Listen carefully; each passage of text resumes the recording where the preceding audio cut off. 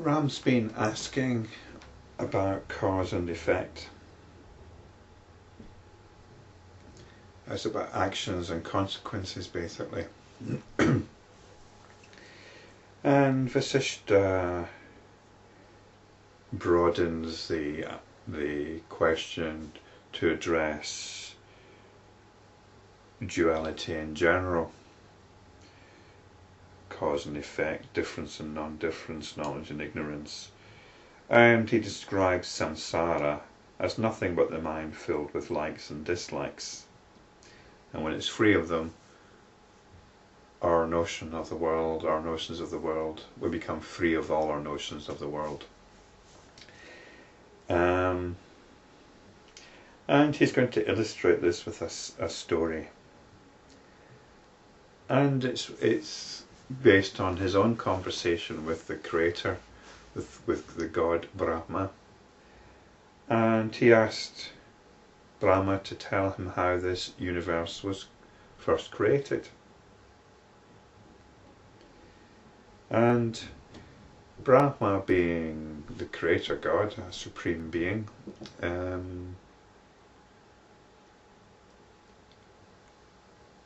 is not inclined to give rise to notions of the world the way we do, because he's supposed to be enlightened. But he's aware, but Brahma is actually aware in his mind of seeing certain things which don't seem to have anything to do with him, which is curious. And so he sees these other universes, and he asks the sun in one of them to come and explain a few things to him. And this is what the sun said. O Lord of Lords, near the holy mountain of Kailas, in a place known as Suvarnajata, your sons had established a colony. So apparently Brahma, the creator, had already created some sons, that is, boys. In that place there was a holy man known as Indu, a descendant of the sage Kashyapa. He and his wife enjoyed every blessing except an offspring.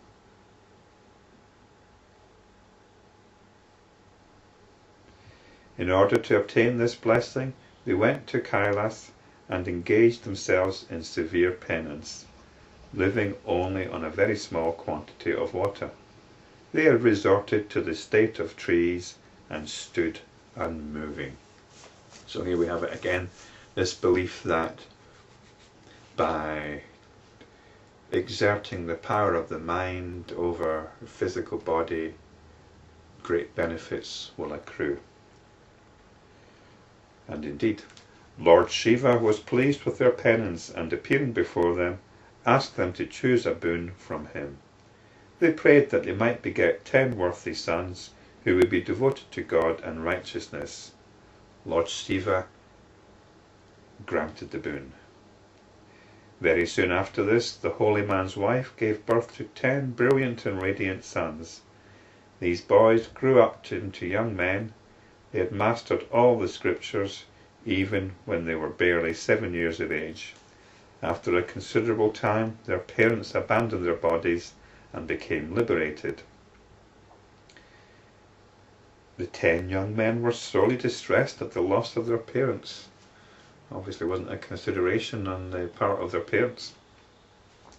One day they got together and asked themselves, "O brothers, what is the most desirable goal here? Which is proper for us to aspire to, and which will not lead to unhappiness? To be a king, to be an emperor, even to be Indra, the god of heaven, all these are trivial, since even Indra rules heaven just for an hour and a half of the Creator's lifespan. Therefore, I think only the attainment of creatorship is the best of all lordship, for it will not come to an end for a whole epoch." So these boys weren't wanting to do anything by half measures, they wanted the lot. All the others heartily agreed with this statement. They said to themselves, "Well then, we should soon reach Brahmahood, which is devoid of old age and death." The eldest brother said, "Please do as I tell you to do. From now on, contemplate as follows. And here we get a visualization practice. And as I might have mentioned before, when the yogic mind, or even the ancient mind, visualizes something, it becomes as real to them as what we might call objects in the physical world. I am Brahma, seated on a full-blown lotus. All the brothers thereupon began to meditate in the following manner. I am Brahma, the creator of the universe. The sages, as also Saraswati, the goddess of wisdom, are within me in their personal forms. Heaven is within me, with all the celestials. Mountains, continents, and oceans are within me. Demigods and demons are within me. The sun shines within me. Now the creation takes place. Now the creation exists. Now is the time for the dissolution. An epoch is over. The night of Brahma is at hand. I have self-knowledge and I am liberated. Meditating thus with all their being, they became that. So this is basically the story of Brahma. Brahma creates everything, and at the end of the epoch, he becomes liberated.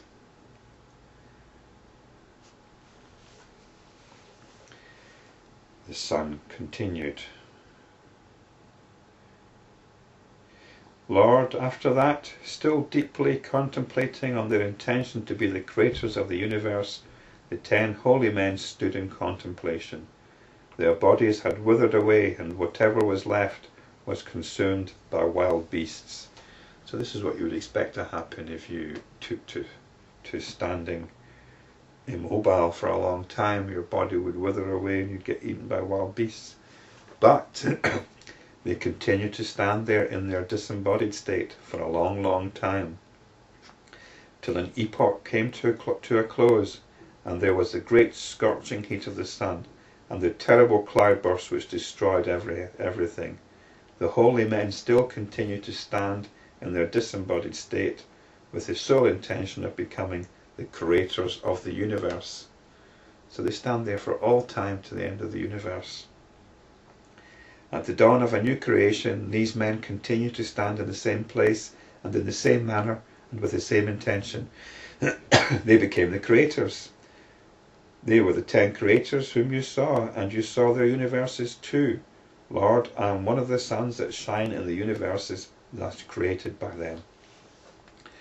So here we go. It seems that there can be more than one Brahma. There's other universes. The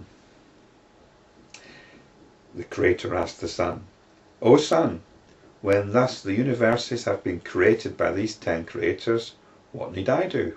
What is there for me to do? The sun replied, Lord, you have no wishes, nor any motives of your own. Naturally, there is no need for you to do anything. What benefit do you derive from creating the universe? Creation of the universe is surely a motiveless pastime to you.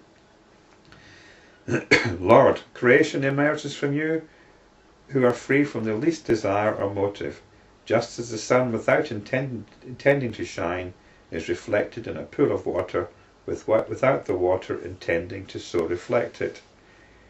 Just as without intending to do so, the sun causes night and day to follow each other, even so, engage yourself in the non-volitional act of creation.